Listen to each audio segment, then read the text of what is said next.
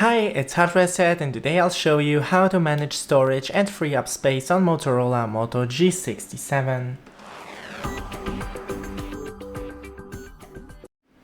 So first go into the settings, then find storage, and right here you can see how much storage is used right now, how much storage is total.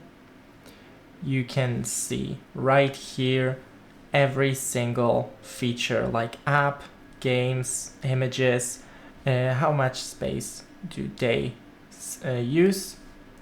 You can go right here to free up space, and you see here the downloads, images, videos, audio, documents, etc.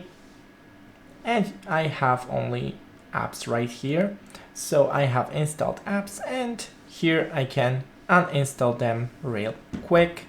Also, you have the same thing with downloads and images. You can right here delete all of them.